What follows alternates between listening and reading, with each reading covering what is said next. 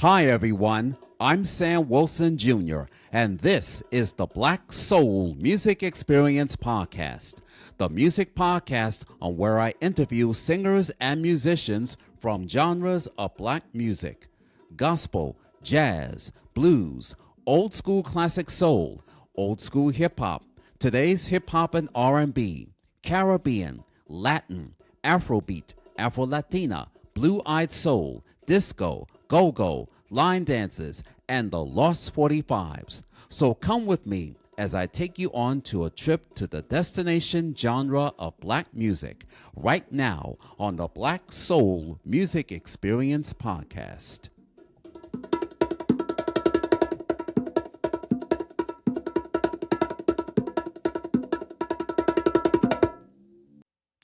Welcome to the Black Soul Music Experience. I'm Sam Wilson Jr., and I have a special guest on my show, and it's a Blue-Eyed Soul White Chocolate episode as we continue to celebrate Black Music Month. This lady that I'm about to introduce is originally from New York City, and she now lives in the state of Texas. She is a singer, songwriter, and author. She had participated in the McDonald's Gospel Fest and performed with so many artists. She has written a book called The Adventures of Nathaniel and His Father's Globe. So please help me welcome to the Black Soul Music Experience, ladies and gentlemen, Miss Beth-El Kurchner. Hi, Beth-El. How are you? I'm fine. I'm so honored to be on your show, and this is exciting. And thank you for sharing about who I am. Well, welcome to my podcast. It's certainly a pleasure to have you. And as always, we do get these technical difficulties, but we always have to have a backup plan. So we're doing it old school in doing an audio episode, and I have you over the phone. I'm doing it the way that the late Walter Cronkite did back then when he'll be on television with holding the telephone in his hand, talking to someone on the screen. Wonderful. Okay, so as always, America doesn't know who you are, the world doesn't know who you are, so I'm very delighted to interview you on my show. So let us begin, shall we? Now, Go for it. okay. Now, as I mentioned, you're originally from New York City. What section of New York City were you born in? Were you born in the Upper West Side or the Upper East Side or Chelsea or the Village? Okay, I was not born in Manhattan, in New York. I was born in New Jersey, but I moved to New York. I was born in New Jersey. Were you born in Paramus or East Orange or Newark, New Jersey? I was born at the hospital. It was called, of all names, Beth Israel. So it had my name in it. And it was in New Jersey, and it was in Newark. And I grew up in Irvington, New Jersey. And then we moved to Union, New Jersey. Then I moved to Manhattan. Were your parents or any of your family relatives in the music industry, or did they have 9-to-5 day jobs? My father was a businessman, and he was involved in a trucking company, plus he was involved in real estate. My mother didn't work. He wouldn't let her work. He wanted us as children to be well taken care of. Now, which high school did you go to? Yeah. Well, I went to Union High School in New Jersey. And which college did you go to? I went to two different colleges. My first year of college was at Tennessee Wesleyan. They had an excellent music program and art program. And then I moved on to Stockton University, and I graduated. I always say this, I'm so happy that it happened. I graduated with honors in voice and music and put on a huge show. And I'm very grateful. And I had close to a 4.0. Now, what was your major in college? It was voice, music, and my minor was art. I can paint. Now, who did you want to be when you grow up? I didn't think about what I wanted to be when I grew up. I just wanted to be great at whatever I did. It wasn't about who I wanted to be. I knew I had a call to sing, and I had a wonderful father who, gave me piano lessons and voice lessons, and I was trained correctly. So that was my direction, and I just love, sharing and singing, and you know, even as a young child, I was singing when I was 4 years old. How old were you when you started writing songs and singing? Well, when I started writing, I was about 12 years old, and I used to go to New York to visit my friends, and we used to work on piano, and that's when I started writing, and like I said 2 seconds ago, I was 4 years old. I used to sing and dance on my bed, and my parents loved it. They were very supportive of me. It was fabulous. I had good parents that saw my talent and wanted to enhance it, and I'm grateful for that. Because there's a lot of people that don't have that, and they've had unfortunate situations. And I've had to help people when I was teaching to basically tell them, I'm going to show you how to sing, and you're going to do it. And then they would show their parents when the parents said that they couldn't. It was amazing. Was being a singer and songwriting your calling? For me, yes, and more. I'm a screenwriter and a children's book writer. So it was all and that and more. I mean, I worked for 7 years. I just finished a beautiful screenplay that's an animation, and it deals with my children's book. And my children's book, like you mentioned, The Adventures of Nathaniel and His Father's Globe, which, people, if they want to connect with me, it's www.theadventuresofnathaniel.com. Now, growing up, who were some of your favorite singers and songwriters? Okay, my favorite singer and songwriter, I love Sarah Vaughan. And I love Billie Holiday. I mean, it was way before my time, and Judy Garland. So I had quite a variety of different types of singers. Sarah Vaughan was amazing with jazz and blues, and I learned how to scat sing. A lot of people don't know how to, riff, and I love riffing, like R&B riffing is scuba dubba till say, it's fun. It's a lot of fun to do it. And it's good to listen to singers that you can emulate from, you learn from. And who were your musical influences that had inspired you to sing? I just said it. I mean, it really was Sarah Vaughan, Billie Holiday, and Judy Garland. I mean, they were a lot of my favorite female singers. And I would listen to them for hours. And I used to listen to a lot of Broadway, and I've had 7 students on Broadway. I've worked with people. Now, before your big break, did you hand any day jobs? And if so, what was your first day job? Well, I mean, we're talking when I was back in high school, my neighbor, she worked for a big corporation, Esso, and she offered us a job working in the gourmet dining room for all the big executives. So that was my very first job, was serving executives.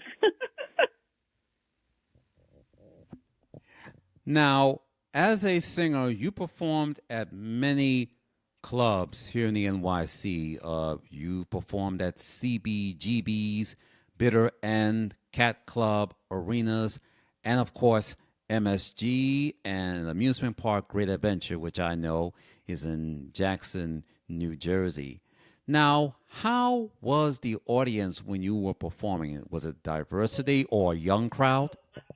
There were a lot more. There were a lot more other places I sang at. I didn't tell you, but I sang on MTV. I sang on the Uncle Floyd show in northern New Jersey. I mean, I did a lot of radio shows.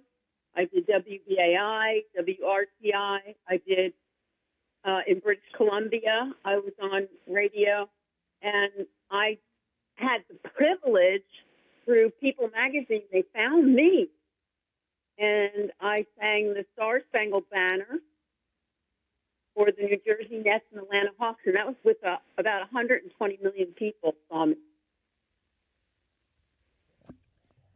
And how many songs that you've written and performed? Well, I have written 90 songs, and I still have other things that I've put together, and I have performed most of my songs. And like when I played The Bitter End, they asked us back 7 times because I always passed the house. And I loved performing my songs. They were, people just loved it. And I'll never forget one of the sweetest times for me performing a song was there's a song I wrote called Hold Me Through Darkness. And when I sang that song, afterwards, when the show was done, this woman came up to me bawling. She was crying. She said, "Your song touched the depths of my heart."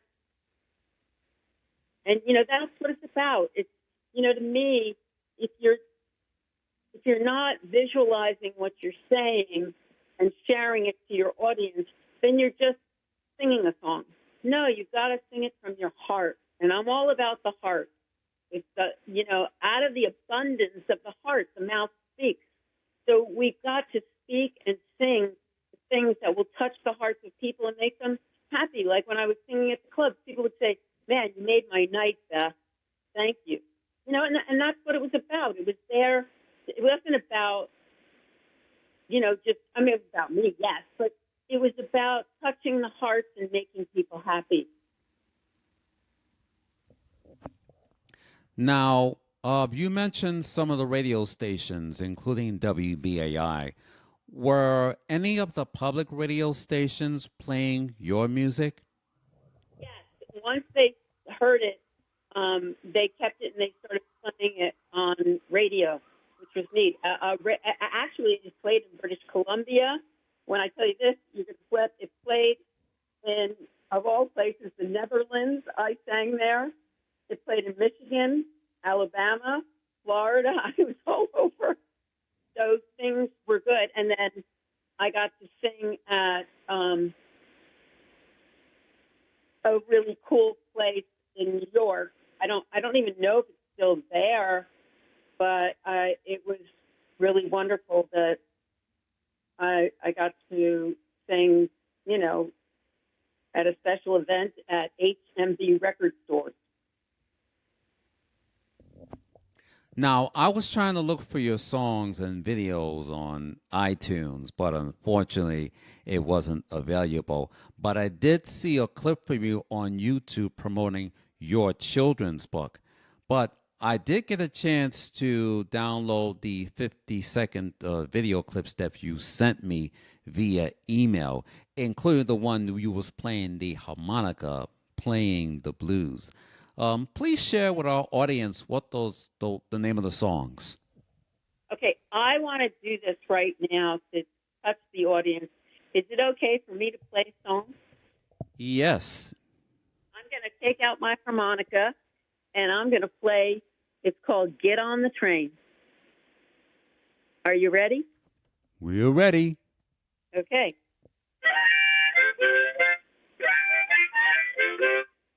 This is live. Get on the train. Get on it now. 'Cause if you don't get on it, you're gonna be lost somehow. Get on the train. I gotta take you there. I know a place where there is not a care. He'll take all your blues. He'll throw them away. Get on the train. Get on it. Everybody listening to this, get on it today.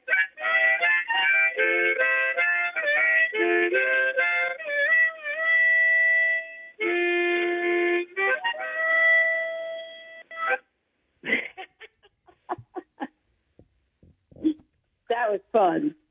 Yes. Thank you for your presentation. Sadly, we couldn't see you on the video and everything. But hey, like I said in the intro, we have technical difficulties, but as my late mother will always say, you don't give up. Now wait a second. Now in my movie, I told you in the movie, there's these parrots that sing, and I'm going to sing a little bit of that song too, if it's okay with you. It's okay with me. Okay.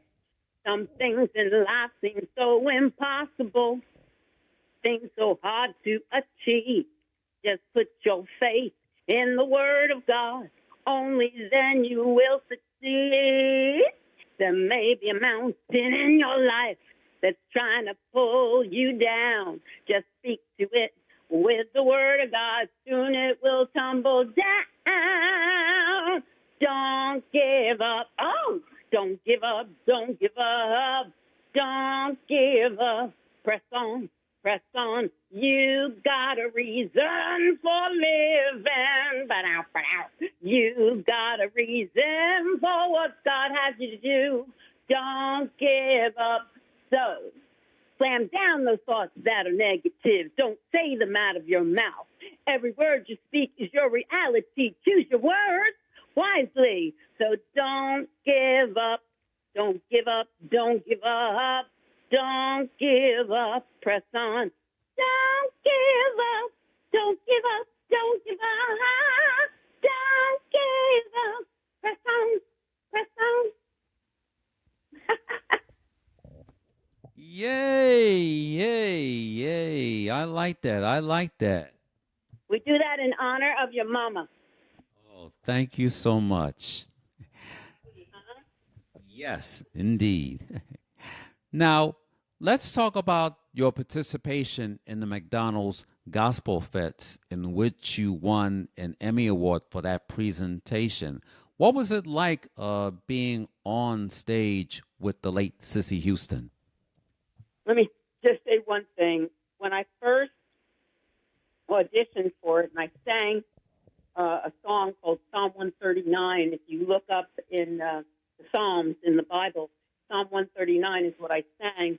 And they flipped out over my song, and they said, stay. They wouldn't let me leave, and they hired me right away. And there were thousands of people who came, and I got hired right away. And,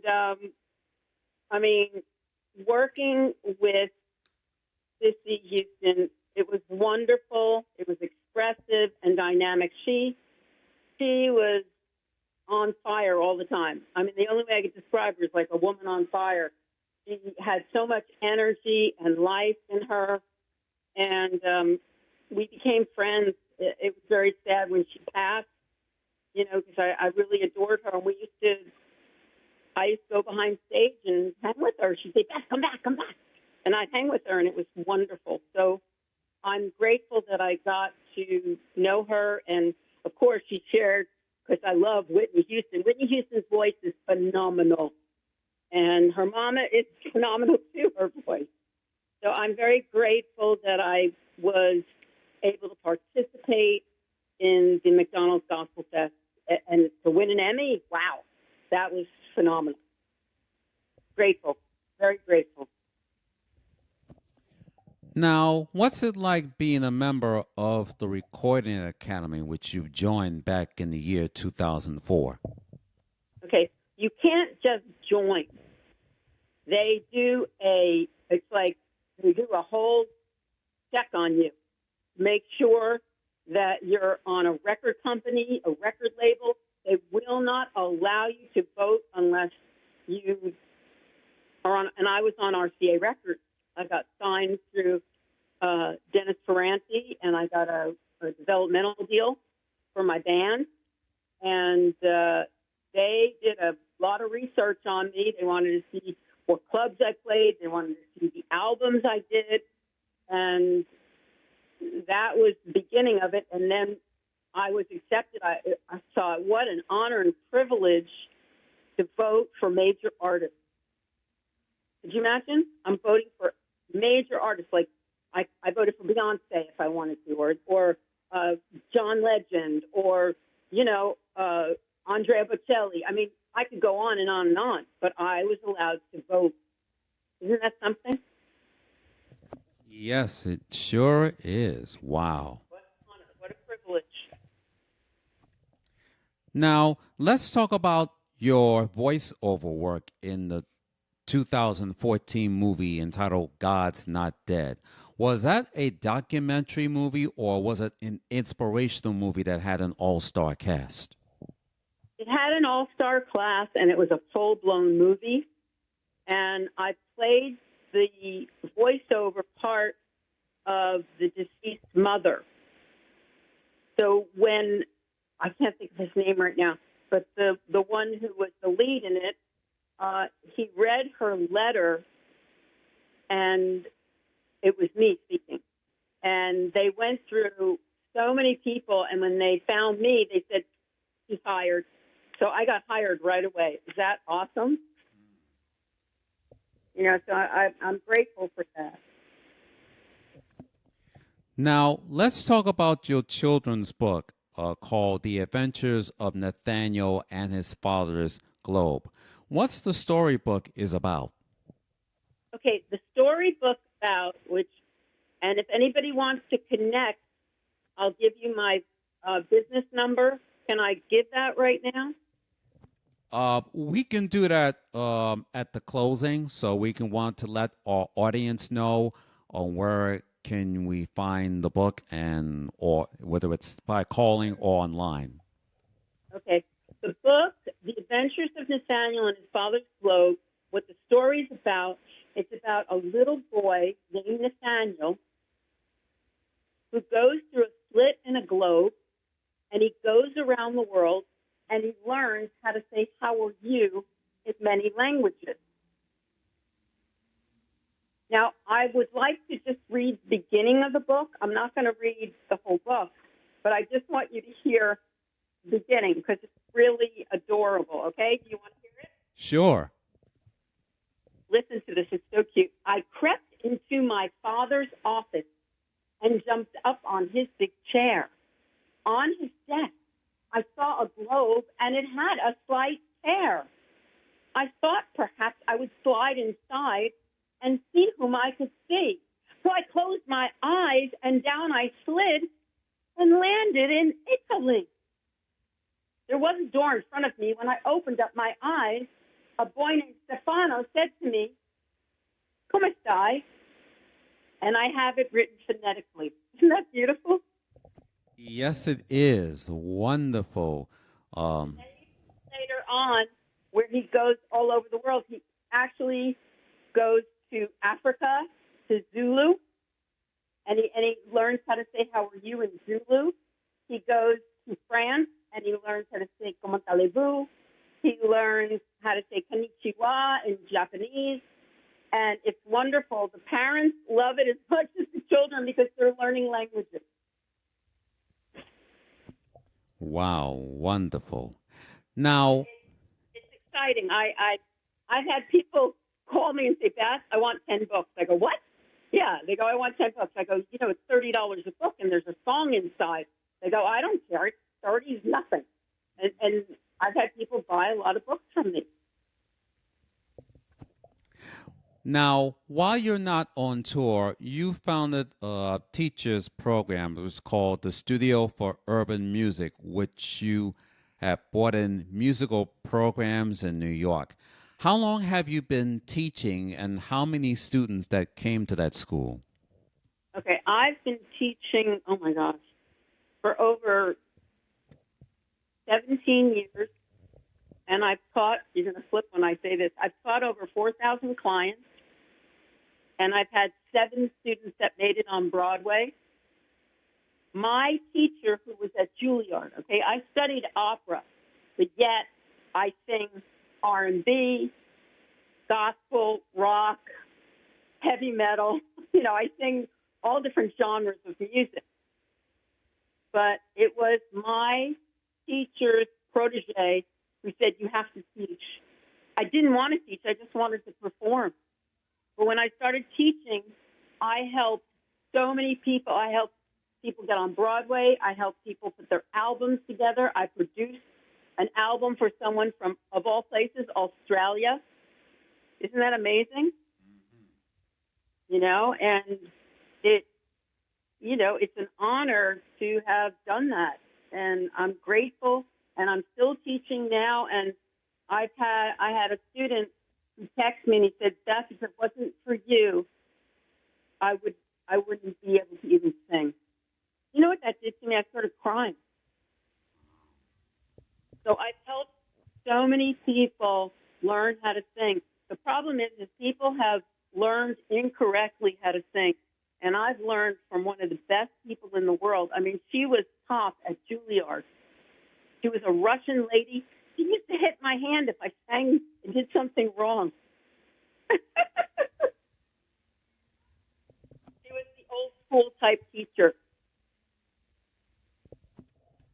Now, while we're on a subject of this question I'm about to ask you, me growing up, when I was in the 3rd grade, I went to a private school on New York's Upper West Side, and we took up music class, and there was a lady who almost looked like Lindsay Wagner, the Bionic Woman. So I would be singing her music. And then I didn't take up music education again until the 6th, 7th, and 8th grade at IS 144, or Junior High School 144 in the Bronx, New York. So I wanted to play the violin so bad, but you have to take practice on how to learn how to play the violin.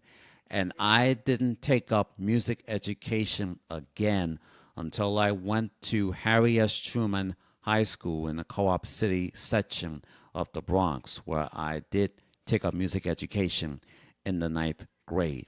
So I have to ask you this question, and it's very important because we know music education had been on the chopping block for years. But why is music education so important? That's an excellent question that you're asking. And I'm going to answer it. Music education is so important. Why? Because it enhances cognitive development. And guess what it does? It promotes creativity. It fosters emotional and social well-being. I mean, this is from my heart. It improves memory, concentration, and problem-solving skills, while also providing a creative outlet and building confidence. Furthermore, music education can improve academic performance in other subjects.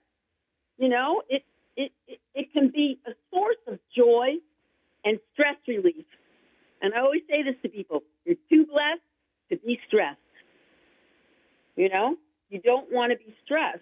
And music relieves stress. So, learning music to me involves memorization, music, melody, lyrics, and musical notation, which strengthens memory skills.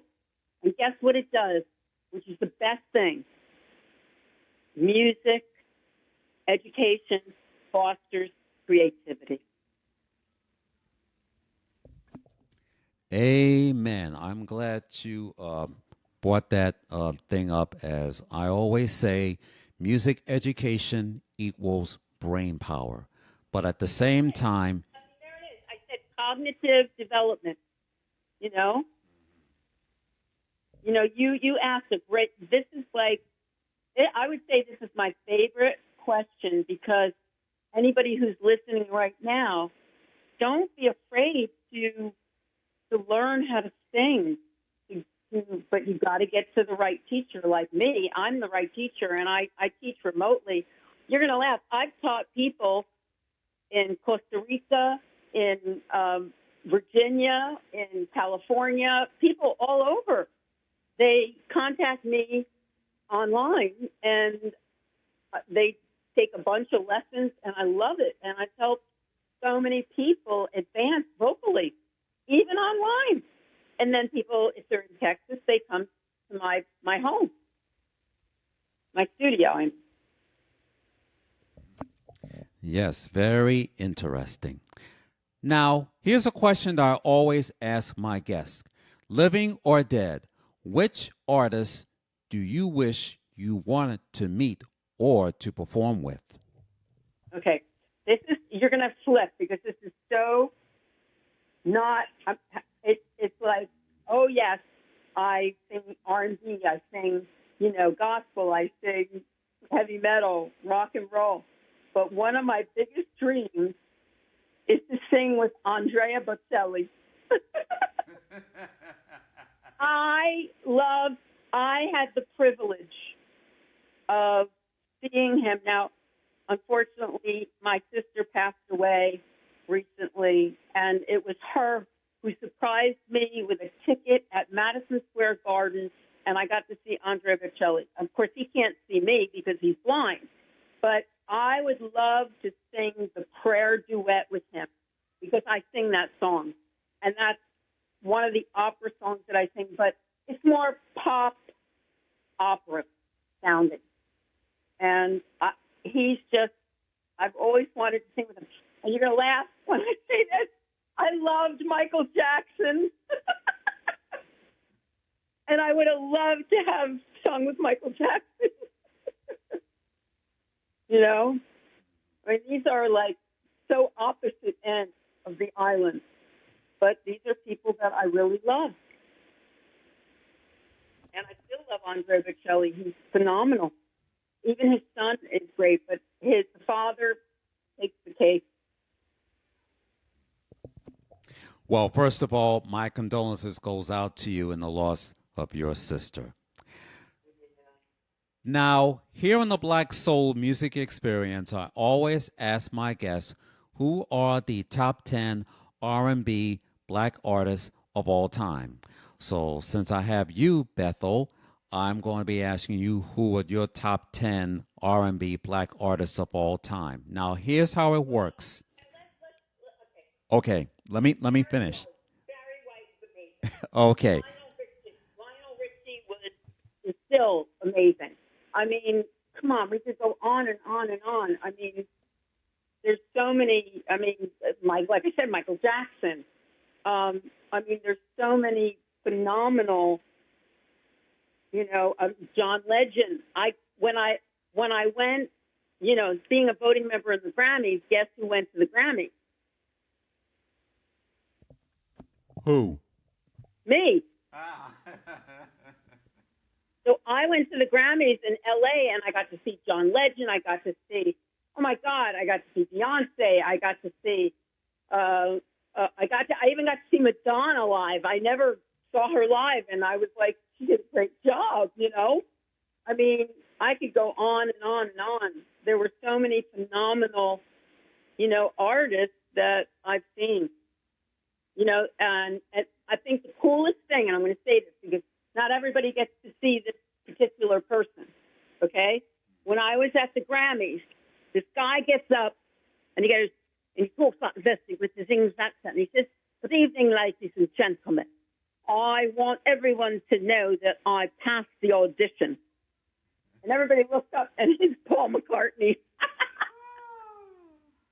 I mean, is that hilarious? He was so funny. And he got up on stage, and he did Helter Skelter. Helter Skelter. And he just like, it was, I was like, I never got to see it. That was because I went to the Grammys. I got to see 6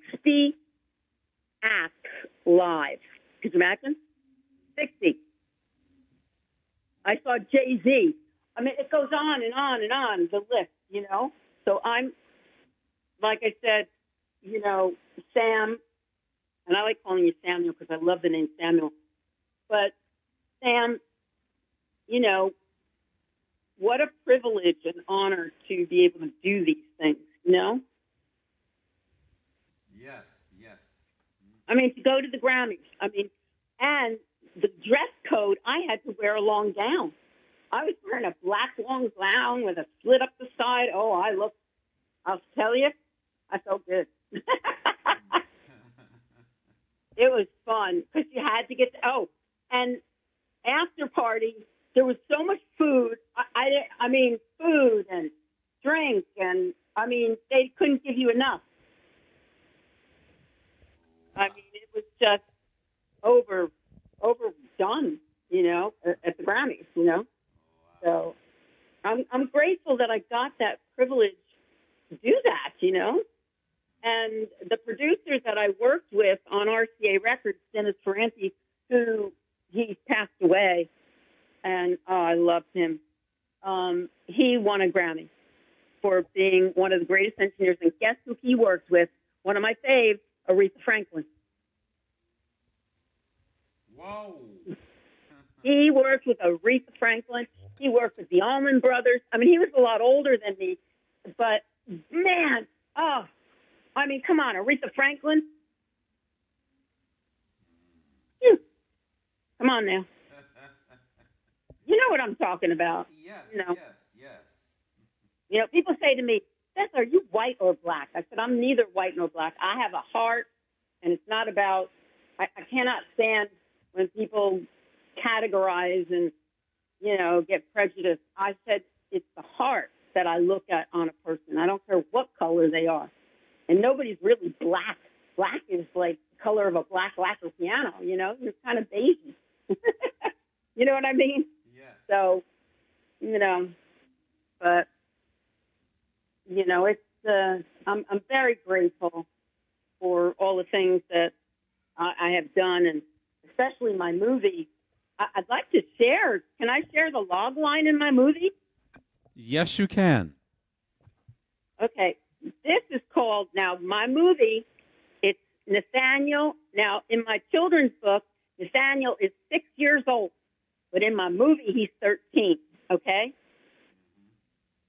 And the title of the movie is The Multi-Dimensional Adventures of Nathaniel. It's copyrighted, and it's an animated musical supernatural adventure. I'll share this with the audience because, you know, I'm excited because I know I'm going to find the right producer for this. So the log line is this. Listen to this. This is something. In a world that denies the supernatural, Nathaniel witnesses his friend Raquel vanish into a mystical portal. He must overcome skepticism, discover his true purpose, and access forces from beyond to rescue her from the evil, now check this out, evil big boss badger. So he's a New Yorker, like talks like he's a badger because he's an animation, but he talks like the New Yorker. What are you doing? he's like the Godfather. So it's really funny. So Yes, wonderful, wonderful, wonderful. So you mentioned all your favorite R&B artists of all time, and we want to say thank you, Bethel, for taking the time out to be with me on my Black Soul Music Experience podcast.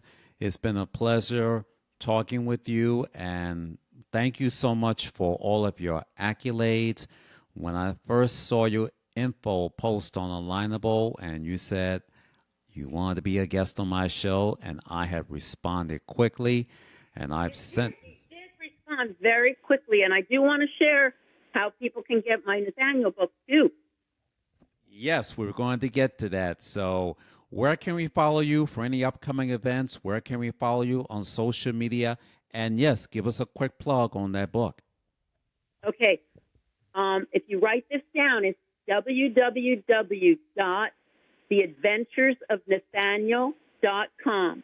Let me say it again, www.theadventuresofnathaniel, Nathaniel, Nathaniel.com. The book is $30 and $5 for shipping. And there's a song that I did with the children. It's phenomenal to work with the children in the recording studio. And I have a number where you can call if you're interested in voice lessons. This is my business number, okay? So when you call, say, I'm interested in voice lessons, because you'll get the proper training. So many people are being trained incorrectly, and they need to be trained properly. So the number is 917-741-8691. That's 917-741-8691. So when you call, you may get somebody else, but I will get back to you, and you just leave your number anywhere you are in the world. Because, like I said, I've taught people in Costa Rica, I've taught people in Virginia, and, oh my gosh, California, Sedona, Arizona, of all places. You know, it goes on and on and on. And Louisiana, I'm teaching. I mean, so it's wonderful. And I've seen results, and people are very happy. Well, thank you for that quick plug and everything. Download all the artists that we have talked about on this edition of the Black Soul Music Experience podcast. Visit iTunes.com, Spotify.com, or purchase a CD at Amazon.com. And make sure you buy the book. It's called The Adventures of Nathaniel and His Father's Globe. All you need to do is visit the website.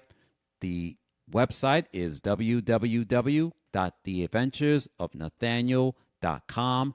It's $30 plus $5 shipping. And if any of you would like to participate in training for singing and everything, just write down this number, as you just mentioned, 917-741-8691. Again, 917-741-8691. And ladies and gentlemen, I forgot to mention. Oh, yes. Anybody who gets my book, if they want it signed by me, I will sign it. All right, you heard it here, ladies and gentlemen. When you get the book, she will autograph it for you, okay? And as I was saying, if you want to check out this episode, please subscribe by going to the link. The link is riverside.fm/studio/Samuel-Wilson Jr.'s. Don't forget to add the S at the end, -studio. And yes, I will be posting this episode on Facebook, LinkedIn, and Twitter. And if you have a hard time getting onto Riverside, then please become a member and subscribe to patreon.com.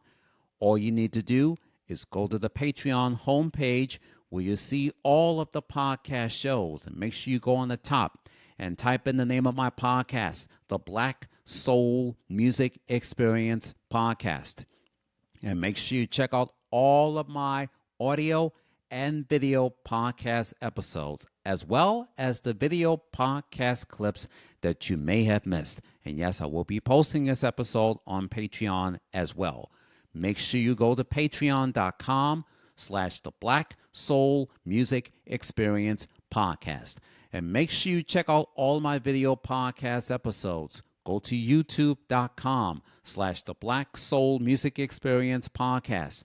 Just go to the homepage and type in the name of my podcast and check out all of my video podcast episodes of this season, of season number 4. If you like my episode, if you like my podcast, please subscribe, please support, give me a big thumbs up, please leave a comment, and please pass it on. Thank you for joining me as I close out this edition of the Black Soul Music Experience. Well, that's about it for this edition of the Black Soul Music Experience Podcast. I'm Sam Wilson Jr. Thank you for joining me, and please tune in next week for an all-new episode. The Black Soul Music Experience podcast is sponsored by the support of listeners and viewers like you. If you enjoyed this podcast, please subscribe by going to riverside.fm/studio/Samuel-Wilson Jr.'s-studio. And don't forget to check out my audio and video podcast episodes by becoming a member and subscribe to patreon.com/the Black Soul Music Experience podcast. And also check out my video podcast episodes by subscribing to youtube.com/the Black Soul Music Experience podcast. And please leave your comments, feedbacks, and replies by going to my Facebook homepage. Go to facebook.com/the Black Soul Music Experience podcast. And you can also tweet me on X, aka Twitter, at Sam Wilson Jr. 66. As always, parting, remember this: reach for the top and your dreams will come true, and it can happen to you. From all of us, take care, God bless, thanks for tuning in, have a good week, and please be safe.